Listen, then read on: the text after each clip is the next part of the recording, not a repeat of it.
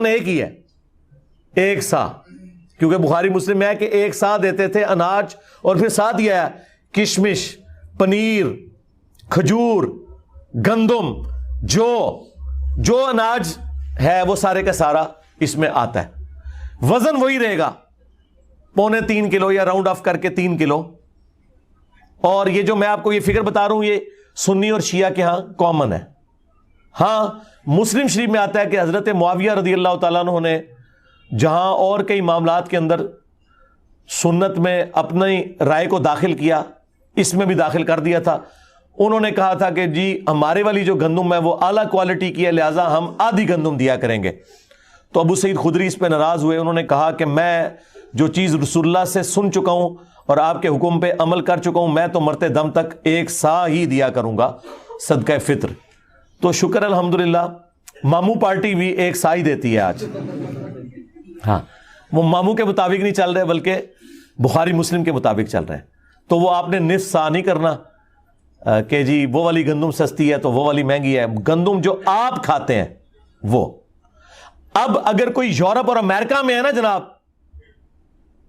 تو اس نے یورپ اور امریکہ کے ریٹ کے اوپر کرنا ہے، تقسیم بے شک پاکستان میں کرے لیکن کھا رہا تو وہاں سے ہے نا۔ یہ تو نہیں ہو سکتا کہ کھا رہا وہاں ہے اور کیلکولیشن یہاں کی نکالے گا وہ، نہ اس طرح نہیں ہو سکتا۔ ہاں قربانی کے جانور والا معاملہ ایک الگ ہے، وہ بھلے وہاں خریدے یا یہاں خریدے، وہ تو جانور پورا آپ نے لے لیا نا یا حصہ ڈال لیا، اور وہاں تو وہ پھر اس طرح کرنے بھی نہیں دیتے۔ لیکن یہ تو آپ نے جو خود کھاتے ہیں نا، وہ آپ نے 3.25 کلو سیف سائڈ پہ رہتے ہوئے 3 کلو اناج آپ نے دینا ہے۔ تو اگر آپ آٹے کے مطابق کیلکولیشن کر لیں، اچھا یہ آٹا بھی 150 روپے کلو اس کے لیے جو 150 والا آٹا، اگر کوئی دیسی آٹا لے رہا ہے اور وہ اوپر ہے تھوڑا سا تو وہ اس اعتبار سے زیادہ ریٹ لگائے گا۔ ہاں دیسی کا ہے 150 ہے، چلے ٹھیک ہے، پھر سفید آٹا تو اس سے سستا ہوگا، ہاں تو 450 ہے 3 کلو کا، تو ٹھیک ہے 450 آپ کر لیں۔ اور اگر آپ افورڈ کر سکتے ہیں تو راؤنڈ آف کر کے 500 دیں، زیادہ دینے میں کوئی گناہ نہیں ہے، ہاں کم میں مسئلہ ہے۔ اور یہ آپ کے روزے کے اندر جو کمزوریاں ہیں نا ان کا کفارہ بنے گا، یہ ذہن میں رکھیے گا، اس کے بغیر آپ کے روزے قبول نہیں ہوں گے، ان کی کمزوریاں کمپنسیٹ نہیں ہوں گی۔ اور اگر اس دن بھی کوئی بچہ آپ کے گھر پیدا ہوا ہے نا، اگرچہ اس نے روزہ رکھنا ہے یا نہیں رکھنا، جو بچے روزہ رکھنے والے ہیں نہیں رکھنے والے، بوڑھے رکھنے والے نہیں رکھنے والے، ہر ایک کی طرف سے گھر کے سربراہ نے وہ دینا ہے۔ ہاں یہ ذہن میں رکھیے گا، اس میں کوئی روزہ رکھتا ہے یا نہیں رکھتا، ہاں جو بندہ افورڈ نہیں کر سکتا اس کے لیے کوئی نصاب نہیں ہے زکوٰۃ والا کہ ایک بندہ کہے کہ میں امیر ہوں گا تو ہی میں دوں گا، نہیں، ایک عام آدمی بھی دے گا۔ عام آدمی جو 2 وقت کی روٹی اپنی چلا رہا ہے اس کے لیے ایک صدقہ فطر کے برابر اللہ کی راہ میں خرچ کرنا کوئی مشکل نہیں، وہ دے گا۔ کس کو دے گا؟ اپنے سے زیادہ غریب لوگوں کو دے گا۔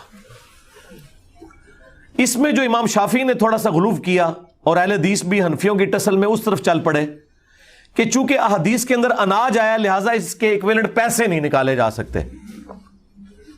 آپ کو پتا ہے یہ بات، اہل حدیث کہتے ہیں کہ اگر کسی نے 2.5 کلو یا 2.25 یا 3 کلو اناج کے پیسے دے دیے تو اس کا صدقہ فطر ادا نہیں ہوگا۔ حنفی کہتے ہیں نہیں، پیسے بھی دے سکتے ہیں اور آپ اناج بھی دے سکتے ہیں۔ میرا موقف امام حنیفہ کے ساتھ ہے۔ یہ جو اہل حدیث نے مسئلہ کھڑا کیا اور امام شافعی سے مستعار لیا حنفیوں کی ٹسل میں، یہ بالکل باطل ہے۔ مجھے بتائیں اب جتنی آبادی ہو چکی ہوئی ہے، اگر آپ اسے راشن میں ٹرانسلیٹ کرنا شروع کر دیں پھر تو مدرسوں اور مسجدوں کے باہر لا کے بڑی بڑے ٹرک اور کنٹینر کھڑے کرنے پڑیں گے۔ یہ پاسبل ہے آج کے دور کے اندر؟ اور پھر جن مولویوں کو آپ مسجد میں جاتے ہوئے پیسے دے رہے ہیں ان سے پوچھیں کہ یار تم نے اتنا جو یہ اکٹھا کیا ہے پیسہ، بعد میں راشن لیتے ہو پھر اس کا؟ ہو سکتا ہے آپ کو کہہ دیں ہم لیتے ہیں لیکن لیتے کوئی نہیں ہوں گے، کون لے گا یار؟ لاکھوں روپے کے تو انہیں بڑے بڑے کنٹینر گندم کے اور وہ آٹے کے لینے پڑیں گے اور بوریاں، پھر اس کو تقسیم کرنے کا تکلف کون اٹھائے گا؟ اور یہ آٹا اتنا نہیں ہے کہ یہ خود کھا لیں، کتنا کھائیں گے؟ یہ تو سینکڑوں سال تک کھاتے رہے تو جتنا انہوں نے اکٹھا کیا ختم نہیں ہونا، اور بس وہ پیسے لگا رہے ہیں اپنی گاڑیوں کے پیٹرول کے اوپر اور اپنے گھر کے بجلی کے بلوں کے اوپر۔ تسی خوش ہو، صدقہ فطر ادا کرتا ہے، تسی ہوندے رہو وہ خوش۔ تو یہ باطل مسئلہ ہے، اور اس میں علمی ان کو اینٹی وینم اور الزامی جواب دیتا ہوں کہ زکوٰۃ جو ہے وہ آپ کی دولت کا 40واں حصہ ہوتا ہے، آپ نے ہر سال نکالنی ہے 2.5%۔ تو مجھے بتائیں کیا ہم سونے کی زکات جب نکالتے ہیں تو اس سونے کو توڑوا کے اس کا 40واں حصہ دیتے ہیں یا اس کے برابر کرنسی دیتے ہیں اللہ کی بارگاہ میں؟ کرنسی. ادھر کبھی کسی اہل حدیث نے نہیں کہا کہ جی نہیں وہ سونے کے بدلے سونا ہی دینا ہوتا ہے کیونکہ زکات تو سونے کے اوپر ہے اور سونا نکالنا ہے, چاندی کے بدلے چاندی نکالنی ہے. وہاں تو کوئی نہیں کہتا. وہ کیا کہتے ہیں جی ایکویلنٹ ہی ہے جی اس کے, ہاں ایکویلنٹ ہی ہے اس کے. تو یہ بھی ایکویلنٹ ہے. ایک غریب آدمی کو آپ راشن ڈلوا دیں, ایک غریب آدمی کو راشن کے پیسے دے دیں, یہ ایکویلنٹ ہے صدقہ فطر کے بھی. اور اس طریقے سے قرآن میں جو ہے کہ روزہ چھوڑنے کا جو فدیہ آپ نے دینا ہے ایک وقت کا ہی کھانا ہے. وہاں پہ میں حنفیوں کے ساتھ نہیں ہوں, حنفی کہتے ہیں 2 وقت کا کھانا ہے, خود سے انہوں نے دین میں داخل کیا ہے. وہاں اہل حدیث کا موقف ٹھیک ہے. دیکھیں ہم تو بیلنس چلتے ہیں, جس کی جو بات درست ہے اس کو صحیح کہتے ہیں.